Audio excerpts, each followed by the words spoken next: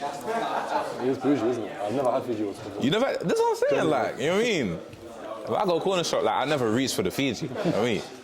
My local don't even have Fiji. They called me when I was on my way here and they were like, do we get good water? And I'm like, yeah, we get good water. Come on, like, what do you think this is? Oh my gosh. Welcome everybody to SOAS. I'm not sure how many people are external, how many people come here, but welcome to that.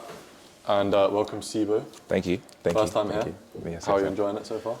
It's just alright, it's quite like I'm enjoying it, you know? Nice little building. Yeah, you know? And I think most people will know you, but if you want to introduce yourself a little bit, feel free. Yeah, for the uninitiated, my name is Ceebo. Many things, but currently I'm a rapper. You know, that's kind of my stick right now. From Southwest London, 23 years old recently. Stockwell specifically in Southwest London. Stockwell. Yeah, that's a short run on me. Just released Blair Babies, obviously. That's my mixtape. People seem to like it, so I'm here to talk about it. You feel me? So yeah, that's me in a nutshell. Really short. Perfect. Well, we're going to speak a bit about the process, a bit about the album itself, and then the future, hopefully, whatever the future may hold. So in terms of the process, you come from quite an academic background. I do. Where did that interest in politics come from? As a child, I always had questions about the world that I just didn't have like the verbiage to answer, you know. It got to a point where like it really annoyed my mum. So like she just pushed me down the academic route so that you know I could find the answers for myself. And so you stopped bothering her? Yeah. You know what I mean? I started asking her like, like why is this happening? Why do we do this? Et cetera, which led me to having like a natural curiosity in eventually like the systems that make it so that the world is the way it is. And especially during my adolescence, you know, I went through a lot of things which at the time, like, didn't have the framework to understand as part of a wider system, but like, you know, I knew I wanted to ask, like, why is this happening? Like, do you know what I mean? Like, this feels like this shouldn't be happening to me, but it's happening to me. You know, and then that led me to after GCSEs, because I did my GCSEs, I didn't know what I wanted to do in my life. I was just, I was out here, you know what I mean? I scraped my GCSEs. I was like, okay, calm. Let me lean forward. Like, let me try. And sixth form, sociology intrigued me. I never done. Actually, no. Tell a lie. I'd done sociology GCSE, citizenship GCSE early. I was like, this is kind of fun. This thinking thing is kind of fun, you know. But I wanted to take it further. So based off my experience with that, I did sociology A level. I loved it to death, and then that pushed me towards doing sociology at uni. But I also wanted to make sure that it was a joint honours of politics, because, you know, I wanted to make sure that I had an understanding of the political side of things as well as just like the sociological theory, because, you know, of how they both inform each other. Yeah, of course. So like it was really just like being willing to ask questions of the world and then seeking them out. You know, like eventually, I can't lie, like I spent a long time in my life, like after my initial childhood, I just didn't care in my adolescence. You know what I mean? Like I just switched my brain off. I was like, I'm out here. Do you know what I mean? And then like I got to like 16, I was like, actually, you know what I mean? So like it was something I kind of stumbled into, but like something I ended up falling in love with though. So. Yeah, definitely. And how was the university experience? You went to Warwick? Yeah. Politics and sociology? Yes, indeed. I loved Warwick. Warwick is such a huge campus, so there was always something to do. And because of that, there were so many different people I met that, you know, whether they helped me on my music journey today or whether they, you know what I mean, they're just people that I care for, you know, it was such a foundational experience for me. And as well, it was my first time like spending real time outside of like my borough, you know, so like it was just a really cultivating experience as far as me as just a person. So I enjoyed it on that front. I did so many things. I was in a choir, you know what I mean? I did spoken word, like, it was so much fun. And I really pushed myself outside of my comfort zone. So yeah, like, it was definitely like an experience I cherish for sure. Yeah, definitely. And what was, in the study, what did your interests go towards there? I remember I did a module on US foreign policy. I was always interested in modules to do with colonialism and like the deconstruction of, you know, colonial ideas. So I remember I studied a lot of Frantz Fanon. I studied a lot of the Black Panthers. We did a lot of Marxism as well, actually. So we studied a lot of that. So I read the Communist Manifesto like 3 times back to front, and I wrote about it.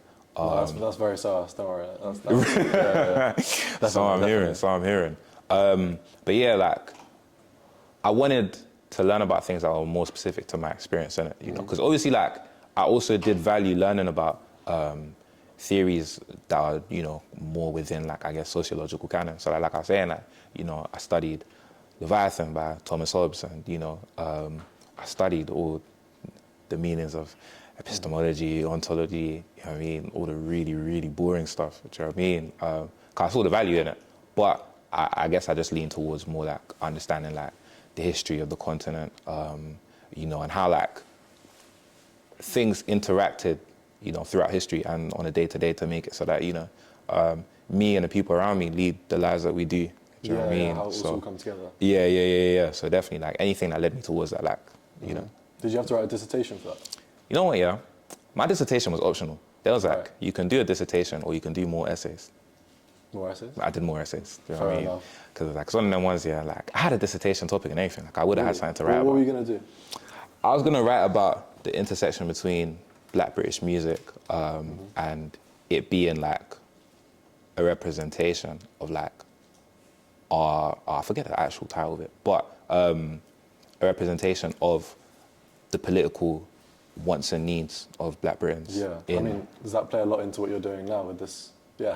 It's kind of on the nose, Blair babies, like, do you know what I mean? Like, Exactly. But yeah, like, once I found out it was optional, I was like, yeah, love, I'm not doing that, do you know what I mean? So I did more essays. That's fair enough. I mean, with the essays and all the writing at uni, and then kind of the writing that you do for the music, do you feel like the two have some kind of like intersection there? How does that one style affect the other? Yeah, definitely. Obviously, I feel like writing essays in some ways is easier than writing a song because, you know, I don't have to rhyme, for example. But I think what I do value from learning how to write at, you know, with a certain academic rigor, is that, you know, any point I put forward, I have to show an example, I have to cite something, I have to expand on it, you know, in a scientific way, as opposed to just saying, yeah, this is it, you know, which I feel like when I first started writing music at 16, like, I was a 16-year-old, so I was about as articulate as 16-year-olds get, do you know what I mean? Like, especially because at the time, like, I was just using it as a way in which to vent my feelings. So, like, I wasn't really looking to reason with the audience, because in my mind, there wasn't an audience yet. I wasn't looking to be a rapper. I was just writing, so I didn't need to explain anything to myself. But, you know, as I've started, and especially, like, when I knew I was going to embark on a project like Blair Babies, I knew that in order to explain my stance and like contextualize my place within the world, I had to be able to explain it with a rigor that means someone that's not from the experiences that I'm from the area that I'm from, you know, that doesn't have the heritage that I have, can listen to it and understand what I'm trying to get at and understand, you know, how I arrive to the conclusions I do. So in order to do that, you kind of have to approach songwriting with the same kind of, you know, thoroughness and rigor that you would an essay, you know, in referencing certain things and being specific in what it is you're trying to say. So with that, I guess I feel like what I'm trying to say is, you know, the academic writing really influenced how intentional I became as a songwriter. So I think you could definitely hear that in the project. I think that came through very well. And I mean, you talk about your start as an artist. What was that like? What pushed you into rapping to begin with? Yeah, when I was young, like, again, as an adolescent, really turbulent time for me, do you know what I mean? So I was going through a lot, and I hit like 15 going on 16, like a month before I turned 16. I decided to start writing poetry, you know, like, just as an outlet. And then, like, a month after, you know, beginning of year 11, one of my friends, like, had started this thing in the playground, like, at lunchtime, because, like, our teachers were onto us. Like, we couldn't gather at all, because our teachers were a bit racist. Like, they was like, yeah, calm in it. You guys are intimidating the other students. You know what I mean? You guys, if you're in a group of more than 5, like, you need to scatter unless you're doing something. So that what people started doing is like, calm in it. We're gonna start having ciphers, you know, so that we have a reason to congregate.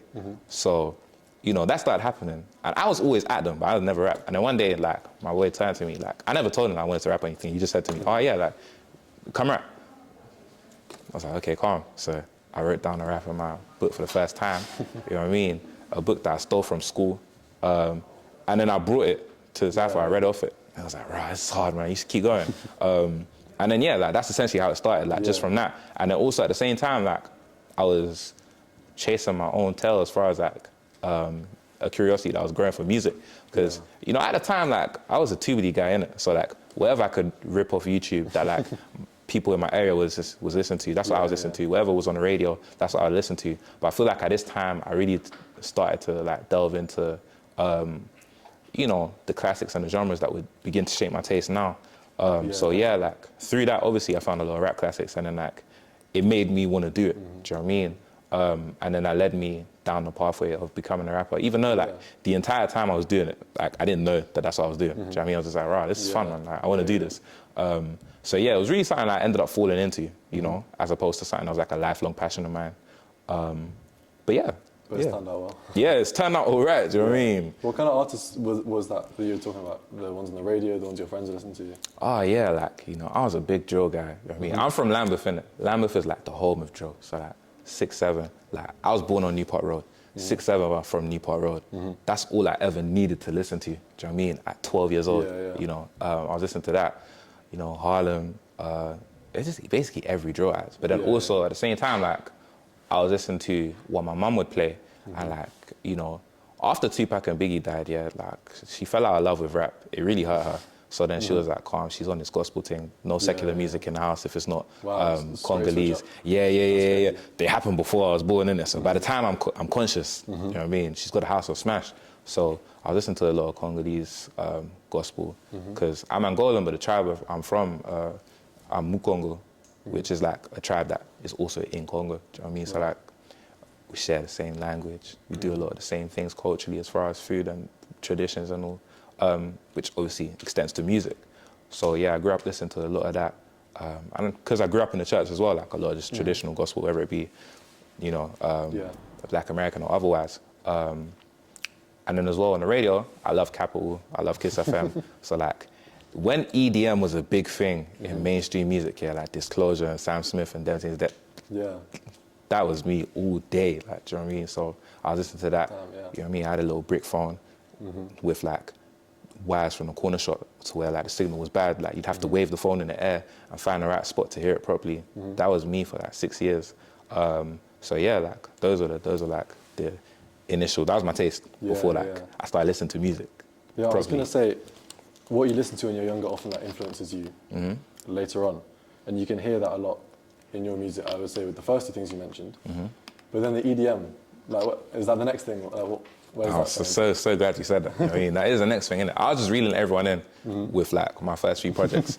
Now, like, I have an audience here. I'm really gonna start pushing it. I'm gonna get weird. You know what I mean? I told my manager, like, it's time to take it there. Like, you know, I've been holding this in for like 3-4 years. So you know. Yeah, man. So, through that experience you just mentioned, do you feel, growing up in London, very territorial? You said the only music that you needed to listen to was the ones just from where you are, and that's a big impact on that. Yeah, absolutely. You know what I mean? Like, especially, again, Lambeth specifically. I'm going to say Lambeth so many times in this talk, but like, Lambeth is like such a cultural hub, and then that extends to the music as well. So I grew up listening to, like, just, it's just a musical area. You can go to Brixton, you can hear someone playing steel pans, you know, you bust a corner, you'll hear a boombox blasting out, you know, my barber's CD. My barber was a rapper, you know what I mean? I remember like he stopped everyone's haircut, mid-haircut, put his music video on the TV, made us watch it. I swear to God, you know what I mean? Like, that kind of thing was just natural occurrence, innit? So like, music was like such an extension of ourselves, and I feel like that was so not unique to Lambeth. I feel like there's a lot of areas that reflect that, but you know, definitely something that, you know, makes Lambeth, you know. So I definitely feel like that experience was so formative. Do you know what I mean? In that, just the way I see music myself. So yeah. And more generally, you said like politics is a lived everyday thing, and you feel like that experience was kind of highlighted in Lambeth. Yeah, definitely.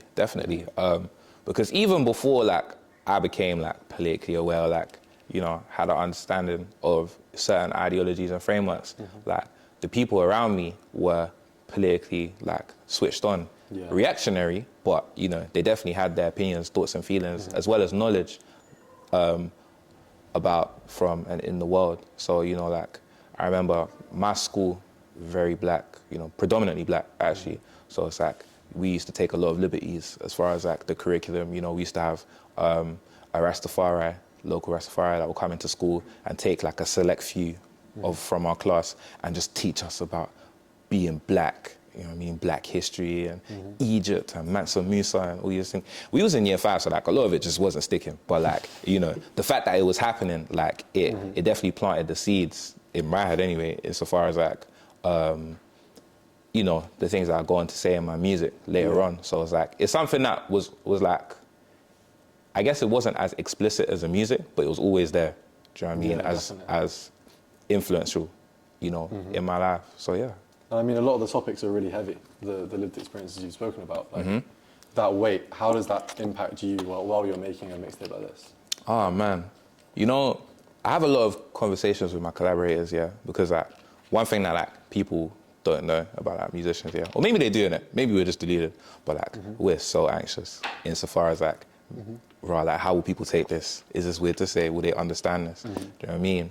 And I think, especially with Blair Babies, yeah, me knowing what I'm gonna say on the project, this whole time I'm thinking, like, I may have taken it too far this time, because my thing since I've been young, yeah, is that like, I'm a contrarian, innit? So going against the grain, like I really get a rush out of it, you know? It's been my detriment a lot, but I just can't stop, you know what I mean? And like, this project is like a manifestation of that. Like, I didn't make it just to go against the grain, but the fact that it did gave me like an unhealthy rush. Like, there's certain, like people ask me all the time, Ra, is it hard to be as vulnerable as you were on that project? And I say, no, I was having the time of my life telling you my deepest, darkest thoughts because I knew that this would elicit a reaction out of you that you don't usually get out of music. I feel like I really enjoy that part of artistry, like making something, and like genuinely being like, Raw, I don't know how people are gonna take this, but I enjoy the fact that I don't know how people are gonna take this, because I feel like it's easy, especially in the way in which we consume music today, to be like a passive listener and like consume without actually thinking about what you're consuming. But you know, if someone's saying something that provokes you, you know, good or bad, like that, we could think about that after. As long as it provokes you, it means that you're really engaging with the music, you know, and how it makes you feel. So as an artist, that's like the most I can ask for. Do you know what I mean? Whether people like my music or not is one thing. It's completely subjective. But if they're really engaging with it, it means that like I expressed myself well enough so that, you know, people feel one way or another about what I'm saying or how I'm saying it. So yeah, definitely. I mean, I think that's gone straight to your advantage with this, and it's like hit through very well. The honesty. Thank God. You know what I mean? It's like a super kind of honest experience. Listen to it. Is there any part of it that wasn't like fully honest? Is there any part of you that you held back? That's a good question. Wow. Yes.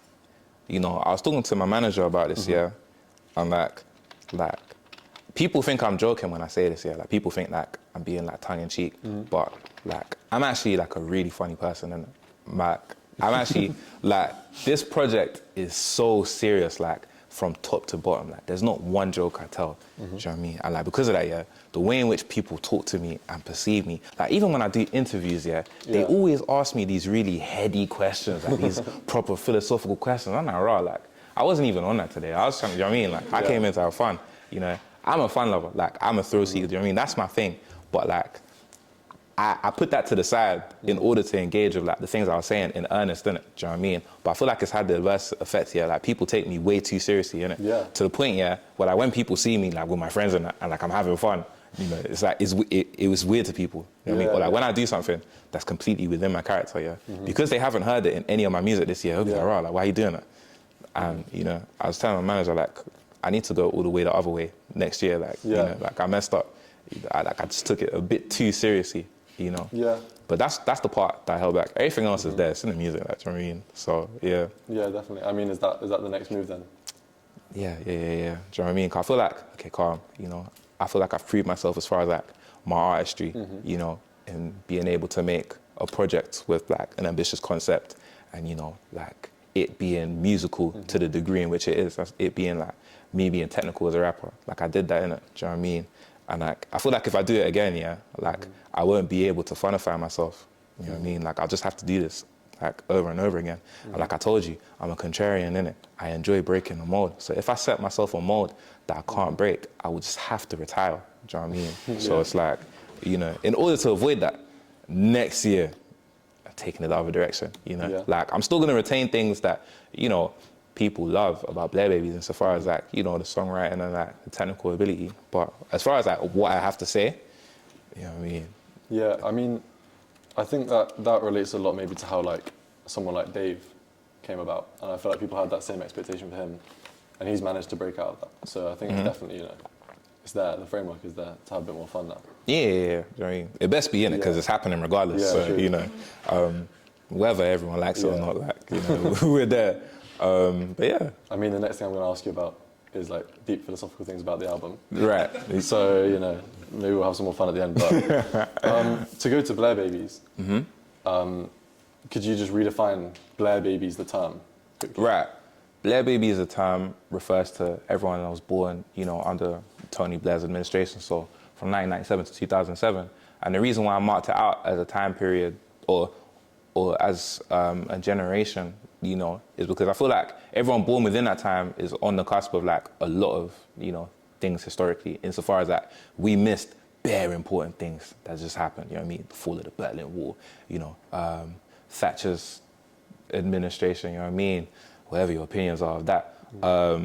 You know, a lot of things that happened in the UK and globally that like went on to shape the world today, you know, even like the technology boom. And then like we're on the fringe of bare stuff. So like if you're born earlier in the 1997 to 2007 range, you're old enough to remember a world where like, you know, it wasn't quite like this, but it was transforming into something like, especially if you're from like a community like mine, innit, where, you know, Lambeth, for example, has like been completely renovated by like gentrification, innit? So it's like you're old enough to remember what your community looked like and felt like beforehand, but young enough to where like you're growing up with the experience of change.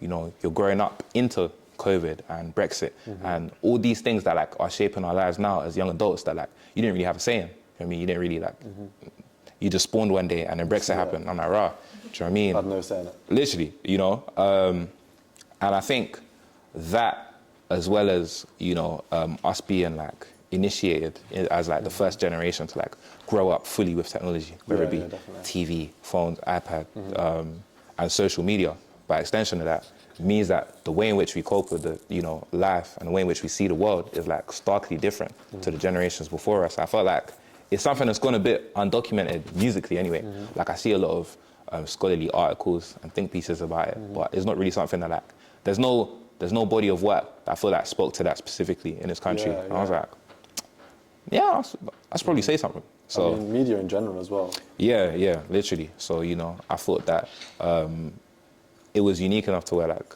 I could make it a thing, you know? So Yeah, definitely. I think if you think change defines the generation that was born under it, what would you take from the Blair leadership, like specifically like a few key tenets that they put out that actually had that impact?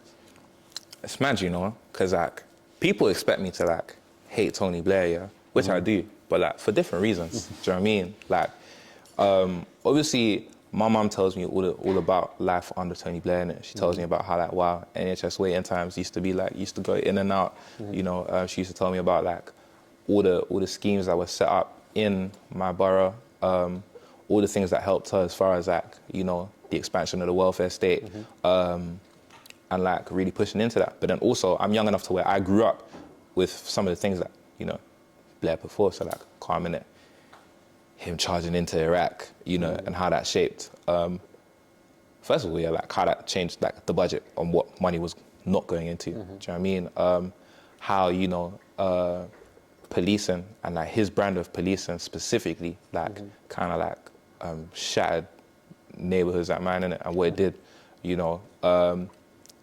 Also as well, like his government really like green lighting gentrification and like, you know, like the sentiment behind it, and then that leading to what it leads to with Newham, Brixton, Peckham, etc., so on and so forth. So it's like, yeah, like mixed bag. Do you know what I mean? But I feel like with Tony Blair, yeah, obviously what he did in and of himself, a lot of it is like so irredeemable, innit? Do you know what I mean? But then with him, I think like a lot of people expected this project to be like a hit piece on Tony Blair, yeah. But like the thing is, like what makes him like particularly like is that it was also a lot of the things that he just set the precedent for. Do you know what I mean? Like there were things that like he said he did, you know, he initiated that like someone like a Gordon Brown or a David Cameron or like, you know, Yeah. the Lib Dem Conservative coalition really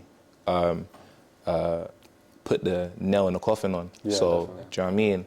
I guess he represents like a crossroads for Britain, innit? We definitely went the wrong way. Do you know what I mean? So, yeah. I mean, you picked out that little excerpt of one of his speeches on the album. Yeah. Talking about that policing standard. Right. You just mentioned. How did you pick that one out? How did you come across that first?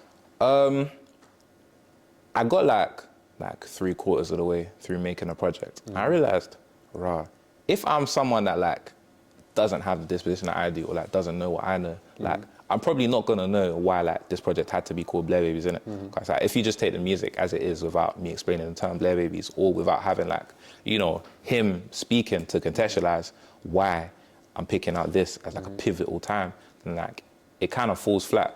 So, you know, I wanted to have an excerpt to confirm that what I'm saying about Tony Blair is not made up, you know? Yeah. Or like what I'm saying about how policies have affected me, my community, my area, and Britain as a whole. Like, you know, what do you call it? It's something that's like tangible.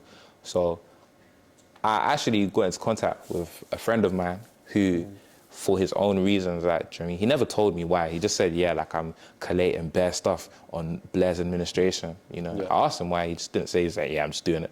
You know what I mean? So, you know, calm in it, like, because he was doing that, like, that got me into, like, going back myself and, like, combing through things that he said. And I came across one video where he was talking about, like, for those that haven't heard the interview on the project, like, he was talking about gang violence, but specifically gang violence amongst young black youths. Because at the time, like, it was reaching, like, the murder rate, especially, like, in these communities, was reaching, like record levels, yeah. And he essentially said, calm minute, like, we faced this problem before with football hooliganism, but the way to fix it, we need to stop pretending like it's not black youths that are doing it, you know? Yeah. And we need... It's like almost absurd to hear like a politician say that. Yeah, he was like, yeah, it's the black youths that are doing it. You know, we need the black elders to address this cultural problem.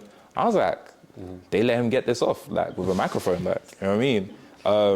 But it just goes to show that, like, it's that kind of mentality, it's that kind of rhetoric that allows for, you know, the what's happening now. And then even as well, like me doing my studies on the history of Britain, like the whole punitive thing is relatively recent, you know what I mean? Insofar as like the difference between, you know, how crime was handled in like the 1920s to like the 80s, you know what I mean? Or like the 90s, like there was just like a random flip, you know what I mean? Like there was nothing that set off. It wasn't like there was a spike in crime that like allowed for like, they just turned up one day, they was like, nah, we gotta get these men out of here. Do you know what I mean? Like we need to uproot the so-called underclass. And yeah, like I think, you know, like I wanted to highlight that didn't really help anything, innit? Do you know what I mean? Yeah. So yeah. And what personally would you think your favorite like moment or song on the album, on the mixtape is? Wow. Like absolute favorite. Yeah. My answer on this changes every day. Like 6 different people have asked me this like on video and I've given 6 different answers. And no one's called me out on it yet. So like, I'm gonna continue changing it. Right now, my favorite is Captain Roscoe with a crossbow. That's my favorite. 'Cause I feel like, obviously, the irony of using the Dizzy Rascal sample from a song in 2003, where he's asking questions like, yeah, like, is this gonna be the same in the future? When we're not kids, when we're adults, like, is this gonna change? Yeah. And then it hasn't changed, you know what I mean? In fact, in some ways it's gotten worse. I feel like, you know, from a narrative sense, like, highlighting that, you know, in that way though, do you know what I mean? Is really like, you know what I mean? Not to toot my own horn, but Nice. I was good thinking, I can't lie, you know? So, yeah, like I enjoy it from that sense. But then I also as well, I just enjoy it on the musical sense. You know, I feel like it's one of the weirder choices. In comparison to, you know, like my back catalogue, I don't think that's the song that you expect me to open up the project with. So I enjoy it because of that as well. That's the whole contrarian thing again, like, you know? So, yeah, I think that's it right now. Yeah. I mean, it's obviously there's the bit at the start where you talk. But Yeah. The first song, and it's not even your voice that starts the song. Yeah. That was a strong choice, definitely. But where did that sample like come from? Using that sample? Oh right. It's weird because obviously like I listen to Boy in the Corner like all the time. So like, but then that was a song that always stood out to me. 'Cause I feel like, obviously like with Boy in the Corner, like it's a lot of bravado, it's a lot of brash, but then like there are songs where like, you know, he takes down the mask and like you can see that like it's a front for like, you know, his anxieties, his introspection, and like the way in which he views the world. And like that was a song that resonated with me when I was young, and like when I was seeing the same thing, I was like, rah, he made this 20 years ago or 15 years ago, and it's like I relate now. Do you know what I mean? I always thought that was interesting. So when it came to the making of this song, one of the people who produced on it, Afro Surrealist, he sent me the beat already done, and I was like, this is like the best beat in the world, man. You know what I mean? So like I wrote a song to it, but I didn't have a hook. You know, I didn't think it was appropriate for this kind of song, so I wanted something to fit it. And I felt like them lines specifically, would you call it, echoed the sentiment of the song that I'd written. So yeah, like we just slotted into it, you know, and like it fit perfectly. So yeah. Yeah. Was there anything that didn't make it to the album? Yes. I recorded quite a few songs with quite a few other artists, you know, that didn't make it because either we didn't want it to, or like, what do you call it? Like, it just didn't make sense to make it. Like, it didn't fit within the world of the album, so you dropped them out. But yeah, I say quite a few. I mean, like 3. You know what I mean? It wasn't that many, like, because most of the material I recorded made it to Blair Babies. Like, it wasn't, mainly because like I didn't have time to like record bare. So like when I was in the studio, like I had to be concise insofar as like, making sure that like this song made it. So yeah. I mean, yeah, you mentioned other artists. Do you feel like there's a real wave right now for the UK? Oh yeah, for sure. Yeah. I feel like, you know, it's happening in a form of like, you know, what's being branded as like the underground. Like there's a lot of artists that are pushing it, you know, sonically, you know, where they're making music that's obviously like it's a melting pot of so many different influences that like, you know, our predecessors wouldn't have had, you know, and that just being by way of us having access to the internet and therefore like so much more music. And as well with the internet, like so much more access to different, you know, demographics globally, which means that like people are really receiving our music in a way that like hasn't really happened before. Or at least in the context of rap anyway. So I think it's a very exciting time. I feel like as well, like people are coming in with like a certain level of ambition and technical awareness as it pertains to like putting together a project that again, like, you know, wasn't really here beforehand in the same way that it was now. Like I feel like people are like really taking risks, especially because like the industry's set up in a way that like it allows for that more now, you know, because of stuff like the internet. So yeah, definitely exciting times for sure. Could you name any names in that kind of generation? Of course. Someone like SD Kid, man. I love SD Kid. He's so great, man. Nat, that's M4T. He released Ghana Must Go. CL, Chef BK. I've got to name people that aren't my friends. I'm friends with everyone. Never mind. Obviously, the obvious, like, you know, in someone like a Jim Legacy, you know, some people like Tiago Brazy, Sinner most recently. There's so many more I can mention, but like, just off top. No, definitely. I mean, with artists like Jim Legacy, do you feel like what's coming out around you is also part of that Blair Babies finding their voice kind of thing and being ready to talk about things like that? Yeah, it's funny because like, you know, we were all in similar states of mind, like, you know, would you call it, like someone like me, Nat, Jim, Afro Surrealist with his project by British, like we didn't sit down and say, yeah, calm minute, this is what I'm gonna say, this is what you're gonna say, you know, but even without them explicit conversations, like we were just implicitly in the headset of, or the mind space of, you know, wanting to make projects that were statements and like spoke to something larger than just ourselves and our personalities, but you know, the lineage from which we come from, whether that be, you know, Nat's Ghanaian, Jamaican heritage, whether that be Black British music in its entirety, and whether that be, you know, the political and sociological systems and ideologies that shaped our lives. We all wanted to speak to something, you know, bigger than just our careers. Definitely, like we was all in the same frame of mind, and like in some ways, like that influenced us in like a mutual way, You know what I mean? So, yeah. Do you find part of that wave, as someone who's like music right now is defined a lot by the political weight of it, is there any part of that wave that is kind of, that you're opposed to, that you don't stand like next to? That I don't stand next to? No, you know. I think as well, because I take such a hard stance like in my interviews and like in my music as well politically, like people naturally expect it to be like against other art.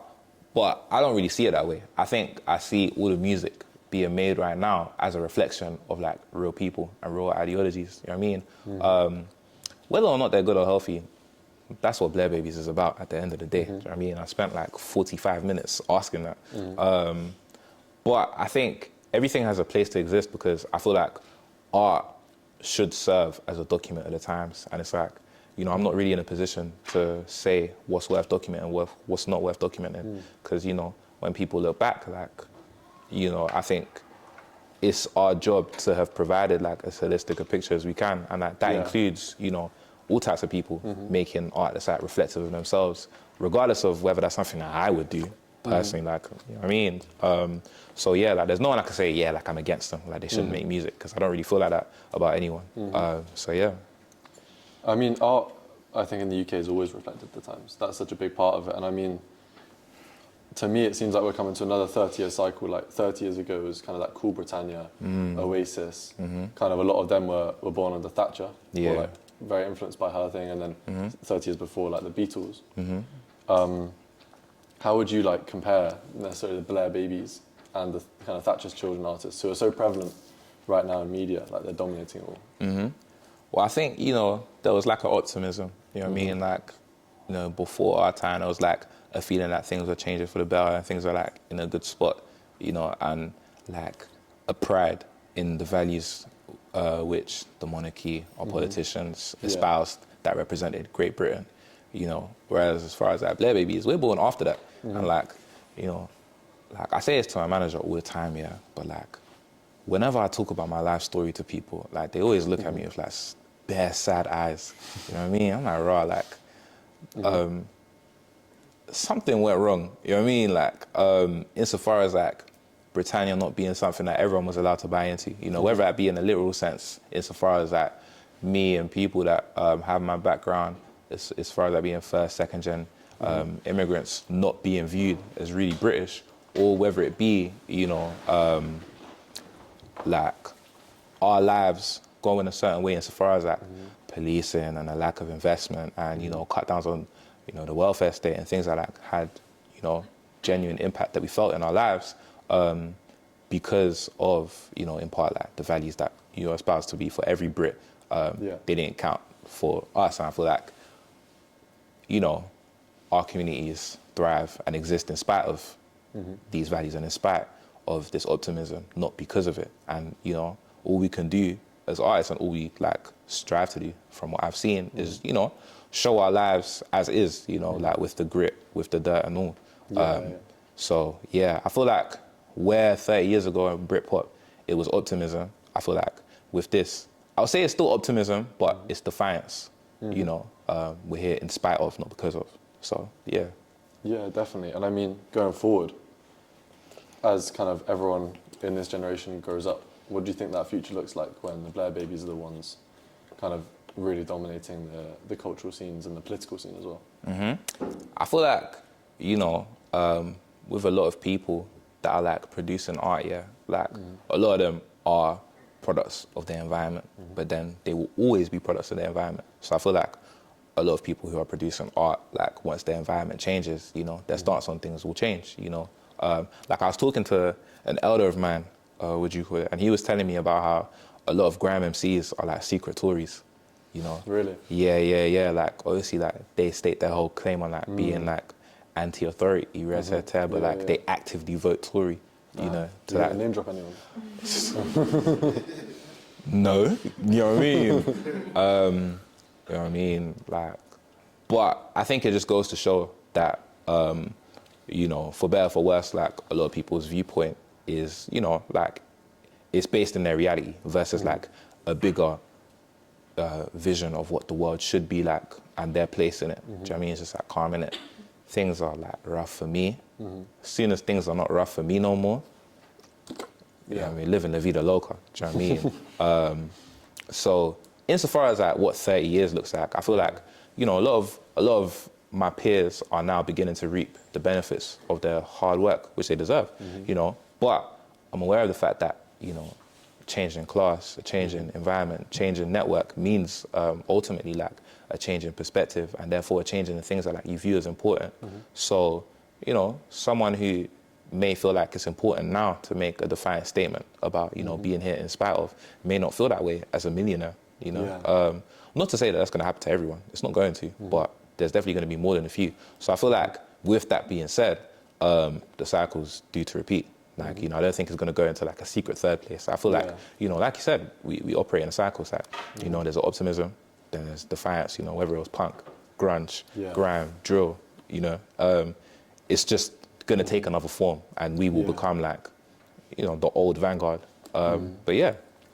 Yeah, I suppose with technology as well, there's no real knowing what that's going to look like 30 years down the line. 30 years behind, like, it's a whole other world. So how do you think that technological advance may play into it, or like how we've been affected so far? Kind of that thing you talk about on the mixtape of like endlessly doom scrolling, as everyone does, I'm sure. How does that play into that? I think we're gonna arrive like I feel like the cycle is due to get a lot quicker. I mean, because like, even a lot of my peers, we refer to like 5-7 years ago musically as though it was a whole different generation, and like strictly speaking, it was 7 years ago. Like notes was like 50 Cent, you know what I mean? You know, and now like I'm part of a scene that all but didn't exist in the way that it did now, or the way that it does now 7 years ago. That's not something that is normal, or at least in the scope of history, music history. Do you know what I mean? Like genres, sub-genres like lived for quite some time before like they reached the peak, and then, you know, lost the interest of the youth. So like, that cycle happens quicker than ever. So it's like in 30 years, you know what I mean? Like the youth may not even be rapping. They may have found a new way to get across their grievances. Like, do you know what I mean? Totally. So, with that being said, like there's no telling. Like I feel like technology has made it so that, you know, the processes of consumption are like that much quicker, and therefore like the way in which people see whatever it is they consume like changes that much quicker. So yeah, that's a good insight. I mean, I was interested to know, when you talk about it so much on the mixtape, well, how do you feel like you at the moment balance that kind of, or deal with that like endless availability of dopamine that we're faced with now? I mean, I don't expect you to necessarily have an answer. I don't. I'm not doing too well. I won't lie to you. You know what I mean? What's the screen time saying? Guys, I won't even lie to you, man. You know what I mean? It's looking rough. But that's why I made Blair babies. I mean, that's the point. I'm no better than anyone. I'm really no better than anyone. Like, you know. So as far as dealing with it, lucky for me, like, because this is now my job, like, I actually don't have as much time on my hands. Somehow, some way though, I still find time. Do you know what I mean? But I guess being aware of like what I'm doing and why I'm doing it means so that, you know, like I can reason with it more insofar as like trying to find a way to like make it so that I'm coming to terms with like the way I feel emotionally, or whatever it is I'm lacking that's driving me to, you know, seek the next fix as far as dopamine. Because like, I guess it's easier to address like when you know it's an actual problem, when you know you're doing it, you know. Not that you will, because like I knew for a long time before I said, okay, come on, it's time to fix it. But I think, you know, for me it's just, as well, like also having like conversations with people who feel the same way. You know, I feel like definitely like sharing something in common with someone insofar as like, like, we're both doing bad right now. Like, we both need to stop. Like, you know, grass. Do you know what I mean? Touching grass is easier with someone. That's what I found. So like definitely leaning on the people around me insofar as like, you know, expressing certain things that like I would have like hidden within doom scrolling. So staying active and talking to people. For sure. Being outside. For sure. Yeah. That's great. I mean, that's all the questions I had. Oh, wow. I think we'll open up maybe out to some questions if anyone had any. Yeah, how do you choose your beats, and what are the producers you work with the most, and how have they influenced you? How do I choose my beats? You know what, I try not to think about it too hard. I just run through like a set criteria in my head, like, is this current or not, you know? Because like I always want to make music that, you know, I had a journalist describe it the other day as avant-garde, you know? I'm running with that, innit? So like I always try and choose music that's avant-garde, you know what I mean? I know, you know what I mean? That's how I'm taking it. I'm pushing the boundaries, but I also want it to be rooted in like my influences growing up. So whether that be, you know, your drill, your Afro swing, what would you call it? Jerk, you feel me? And then I also want it to be reflective of whatever feeling I'm trying to, you know, embody on the track, whether it be positive or negative, and it's more specifically like triumphant, happy, sad, or you know what I mean. And as well, what's the other criteria? In some way, like it's got to be transgressive. Do you know what I mean? I want it to challenge the listener, not too much in it, because like, then they won't listen. But like in a way to where like I can say, yeah, something that you haven't heard before.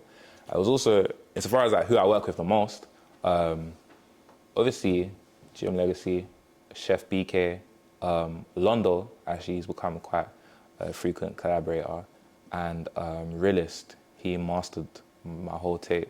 And as far as like how they work with me, or how they influence me, these are people that are like chronically online.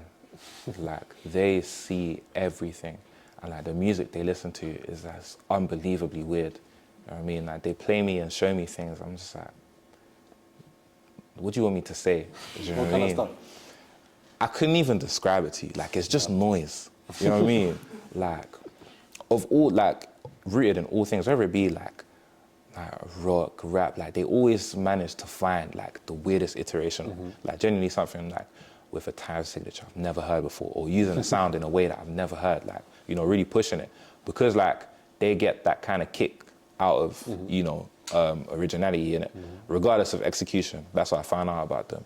And, you know, they take that into their music as well. So that they always want to do things musically that like, push the edge, you know, like mixing genres that no one ever thought to mix before, you know, or doing things vocally that they haven't done before, always trying to push themselves outside of their box.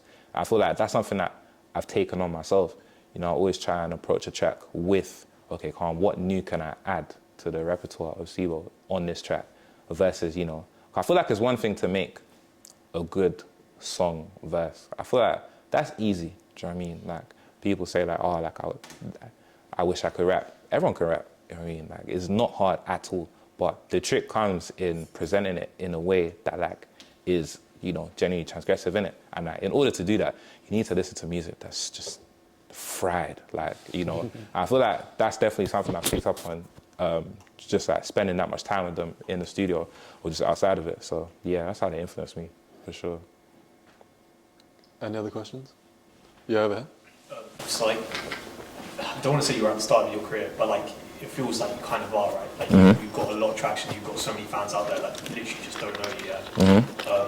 How do you kind of like handle that idea? Like you kind of like, as an artist, you might need to be on a platform like Spotify, for example, but then obviously as an artist, you're going to be exploited that much more in the hopes that maybe Spotify will allow you to see, like allow people to see you, like hopefully. And then also with like platforms like Bandcamp, where you could probably like, you know, monetize yourself more directly. Like have you given that for like what you might, like how you might, you know, position yourself in the future?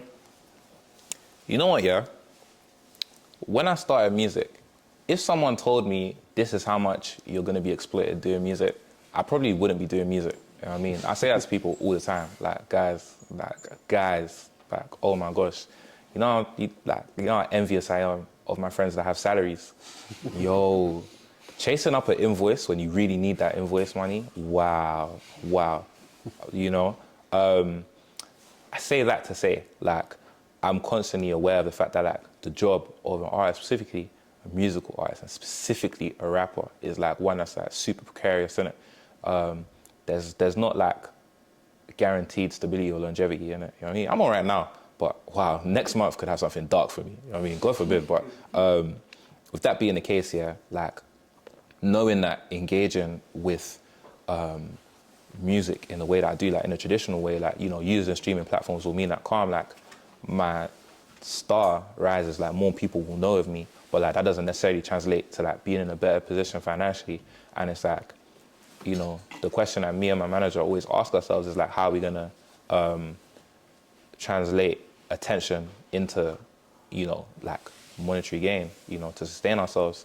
And like we do give things like Bandcamp you know, like a thought, because it's like I do have the kind of fan base to where like I could sell directly to them. You know, I just sold out CDs. I'm selling shirts. I just sold out a headline show.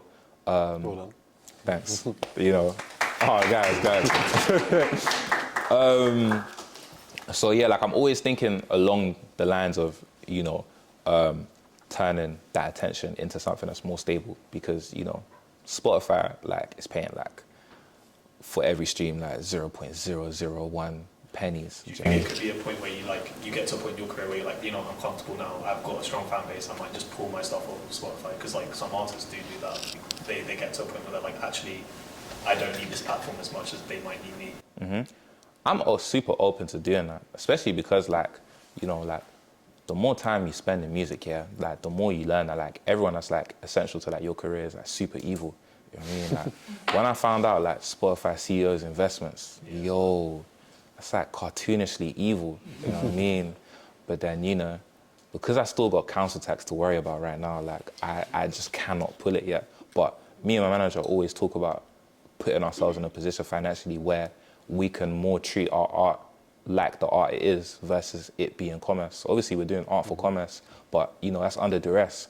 You know, if we had it our way, like we do things differently, we'd sell directly to our consumers, because, like, as you can tell by our music and like the decisions we make, like ethics is such a big thing for us, you know. But negotiating that as an artist that's aware of that is always, you know, tricky, especially in a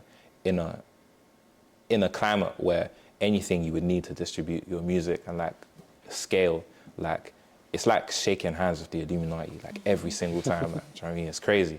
But yeah, definitely something I always keep in mind, and like something I'm working towards to be able to do one day. So yeah. Mm-hmm.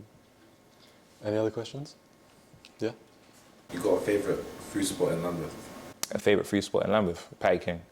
Patty King. It's in West Norwood. Is that one with the stuffed patties on it? How do you know that? No way. But yeah, man, it does have the stuffed patties, you know. This is what I'm saying, you know. Like, West Norwood, yeah, it's the kind of place that, like, you would never find yourself in. Not for a night out, you know what I mean? Like, you might not even ever, like, need to be there. But, like, if you ever, on an off day, that you ever find yourself in West Norwood, yeah, it's a must visit, you know what I mean? Unless it's a Saturday. If it's a Saturday, don't even bother going Patty King. They run out of patties at, like, 12 p.m. Like, midday, yeah, it's gone. I can't lie. Man went there, yeah, like, on, like, a 4 o'clock. I was starving. They gave me like half a leg of jerk chicken. It was cold. That's all they had left. I was like, yeah, love. But like Patty King, that's the best spot in Lambeth, easily, I'll be honest. Yeah. From doing like ciphers in the playground, releasing like a mixed and mastered album, what was your like access to recording studios, like funding it? Did you have people in your network who helped you out as well? No. That's why it took so long. I started rapping when I was 16. I just turned 23, guys. You know what I mean? Yeah, like, that was part of the difficulty, innit? Because, like, obviously, when it comes to, like, when you decide, right, like, I want to make music, there's no tutorial. You know what I mean? Especially if you don't know anyone that's in the industry. You just have to bareback it. Like, you just have to, okay, calm in it. So, like, I started off researching all the things that I needed, and I see, okay, I either don't have access to this, or this is too expensive for me to buy by myself, innit? You know, that's why I started getting in the trouble that I did, you know, which I won't get into, innit? But a lot of that was just motivated by the fact I was like, calm, innit? I want studio time. But, you know, from the ages of 16 to 19, yeah, music was really on the back burners because like, there was no way for me to get into it. So like, I recorded maybe one song a year within that 16 to 19 period. Then I went off to uni, SFE hit, and I started being introduced to people who like were in, you know, the music industry in one capacity or another, whether there was an engineer, whether they had access to a studio. And I started like building my own connections. So like someone would know that I want to rap. They'd introduce me to another rapper on campus. Like that happened a lot when I was in uni. They introduced me to another rapper who introduced me to an engineer or a producer who like, come in it. I come to your comm room and like, you'll engineer a track for me for £40. I'm like, that sounds about right, you know? And it's like, just through doing that, and as well, through social media as well, like I ended up meeting a lot of my collaborators, you know, because like, we'd bond over something completely unrelated, and then we find out later down the line, oh, we do music. Oh, calm, do you know what I mean? You want to help me with this? So it was a lot of quid pro quo, you know, that like made it so that I can do something like Blair Babies. A lot of favors, like for example, this picture taken by, where's Patrick? Wow, my good friend Patrick, you know what I mean? So yeah, like it was just reaching out to a lot of people and having a lot of people reach out to me also we were both just trying to get a foot in, and like we had genuine love for that, whatever it was that we was doing. So it meant that like I was able to do a lot of stuff for free, but like it took a lot longer because of that. Do you know what I mean? Because I wasn't paying for nothing, innit? So yeah. Another question? Yeah. Got a follow-up question on that. So on the album, you say you made a piece that leads you on the full way. To what extent, without incriminating yourself, try and make money? Oh man, you know, that's such an interesting question. Wow. You can turn the microphone off. Yeah, okay. Insofar as like making money, like there was a point in my life, yeah, like 16, like that's when like I started wanting things that like I couldn't get through like school, or like my mum was just gonna say no to. Like, do you know what I mean? I was like, rah, I kind of need money still, you know. So I explored just about every avenue you can think of, you know, whether that be working agency, working as a bartender, you know, or the more creative, you know what I mean? Like I feel like I definitely took a creative license on like the ways in which, you know, making money entails, innit? Like, so, you know, I remember one time like I started a pyramid scheme. Yeah. It didn't really work out, do you know what I mean? But, you know, like I was really thinking outside the box, so to speak. So yeah, definitely like most ways you could think of, I did it. Like I used to work, like I was an odd jobs guy in it for a long time. I did warehouse, bartending, you know. I was once, you know them people that stop you outside, like I talk about knife crime? You know what I mean? Where did you stop people? Stratford, but I did it for one day. Outside the steps? Yeah, outside the steps, yeah. Like, I'm gonna go on a bit of a tangent here, calm in it, like, I've seen on, you know, like on Snapchat, yeah, like, I don't know if you lot used to do that, but like, I used to just like follow people for fun in it, like, do you know what I mean? So calm in it. There's this one girl I followed, she posted on a story, money making opportunities, you know what I mean? Quick, no sign up. I said, yeah? You know what I mean?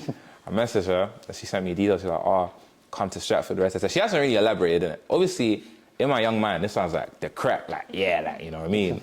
This is gonna be a hit. That should have been a warning sign, though. You know, so I brought my boy with me. We went to Stratford. This day was 30 degrees. You know what I mean? I remember it was like bang in the middle of the summer after the GCSEs, yeah? And, you know, they gave us the Inside Success shirt and they gave us a stack of magazines. It was like, calm in it. You need to sell 5 of these before you can make commission. You know what I mean? Like, for every magazine you sell, it's £5 that you earn in it. And I was like, how hard can selling magazines be in it? I'm a pretty charismatic guy, you know what I mean? I don't really struggle with social anxiety. Wow. Wow. I sold 6 magazines in 8 hours, you know what I mean? And then I messaged the Don, like, I was like, calm in it, at least let me get my £5 in it. He blocked me, you know what I mean? So, yeah. Just goes to show, man, I was really willing to do anything, you know? So, yeah. Yep. I was going to say, like, I feel like loads of the coverage or the questions you get are about, like, how politics leads into your rap. It's like, in a funny way, it makes it sound like rap that doesn't involve politics doesn't have value. Like, that the relationship only works one way. So, like, I guess the question I'm asking is, like, how do you think that your particular perspective as someone who does rap and as someone who does have an artistic voice and sees things through that lens, how you think that that gives you like a unique perspective, a unique messaging when it comes to the politics side, like going the other way? Wow, what a great question. Wow. I think the music industry, I talk about this all the time to like my friends that are not in music, because like, they think like I've gone clear. They think that like, yeah, like, right, like I seen you on the radio, or I seen such and such posted your album, like you're gone. I have to explain to them, guys, like I'm like a hamster on a treadmill right now. I'm running bare fast, but I'm not going nowhere. Do you know what I mean? That is to say that the music industry, historically, you know, for artists in general, but specifically for black artists, especially in this country, like, it's something that, number one, yeah, there's not a lot of money in the music industry ever since COVID. You know, like, before COVID, they was giving you £1 million, like, you know, if you made like one Afro swing song that flew, you know what I mean? Like, EO, wow, you know what I mean? If you was EO, you was getting paid. Then COVID happened, and then like artists that like would have had the chance to recoup on tour or like solidify their fan base, yeah, they kind of got shafted in it.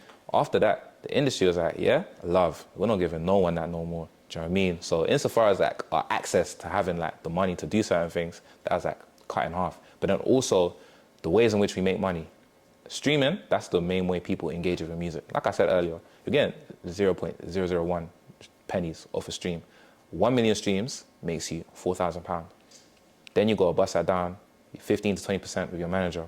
You know what I mean? Then if you're signed, you know, if you're signed to a standard deal, your label's going to take 80% of that. You know what I mean? If you're signed to a good deal, you know, they might take 30%, you know, 25%. That doesn't go a long way, you know. Then we look at stuff like the other ways that people make money, venues, touring. A lot of venues have been closing since, you know, since like the turn of 2010. Do you know what I mean? The turn of the tens, like venues have been closing rapidly, which means that a lot of people, a lot of artists, a lot of black artists, that they can't solidify their fan base. They can't make money off their music. You know, black people in the industry like have always found it hard, but like it's getting harder and harder. So I say all that to say, because like, there's so much more I could say, but I say all that to say that essentially to be an artist is to sign up to be exploited.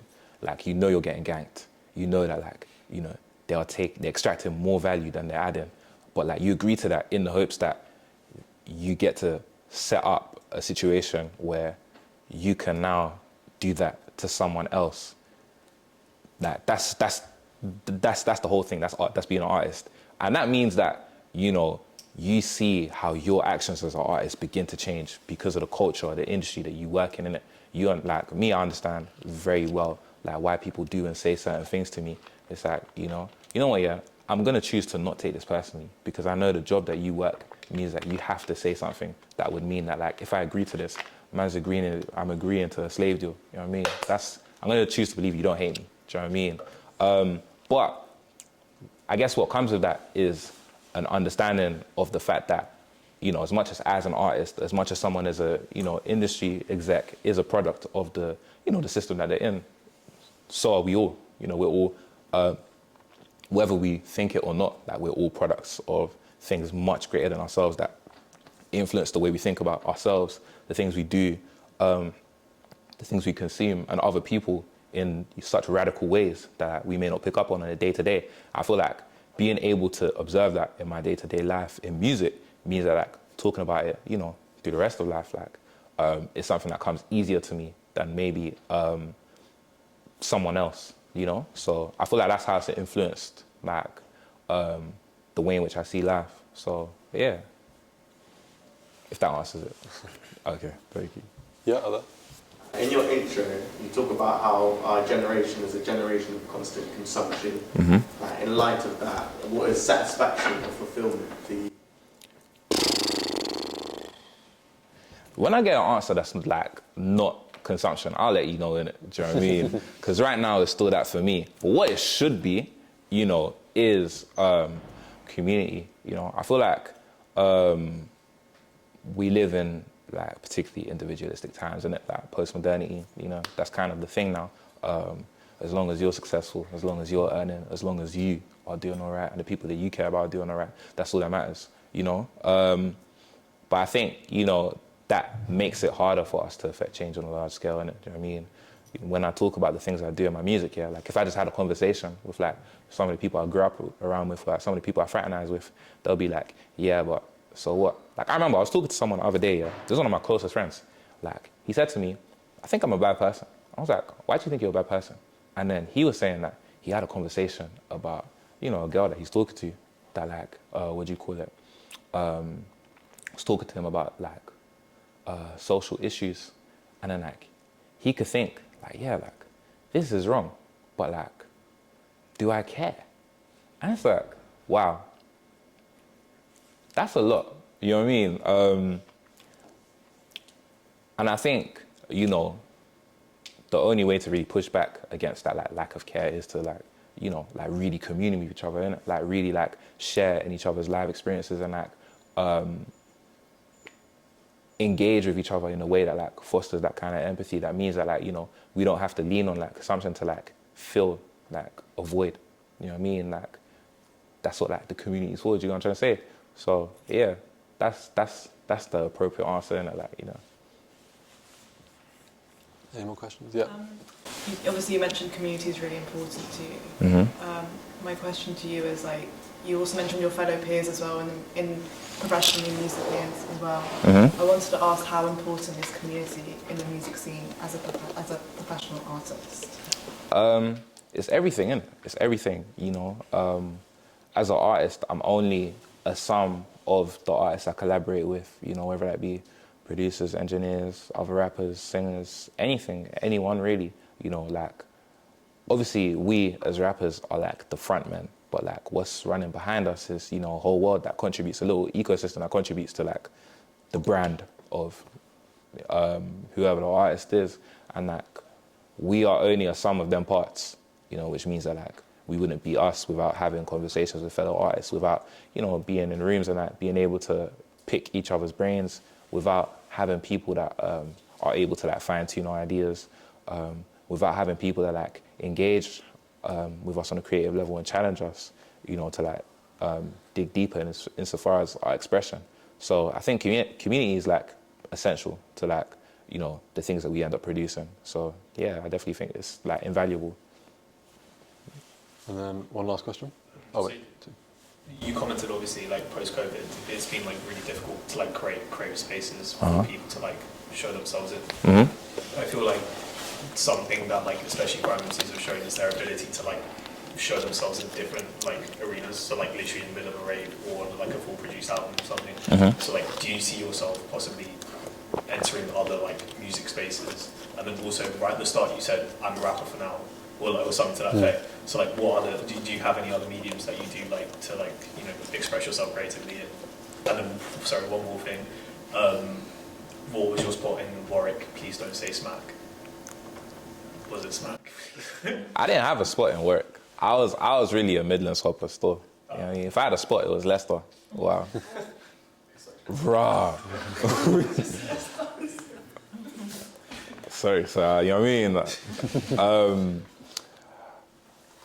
As far as, you know, the ways in which I express myself, you know, I'm a writer. My Substack is popping, like, you know. But I've been a writer for a while, and I was a writer before I was a musician. You know, I always enjoyed expressing myself in that way. I also like, you know, have a love for film, innit? And like I'd love to get into it as an extension of like, you know. Your film like inspirations, like the directors or anything in particular? Yeah, for sure. I feel. What's the Letterboxd top 4? I'm glad you asked that.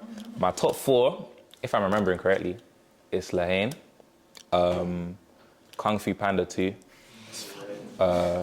Bamboozled by Spike Lee, and Paid in Full, you know.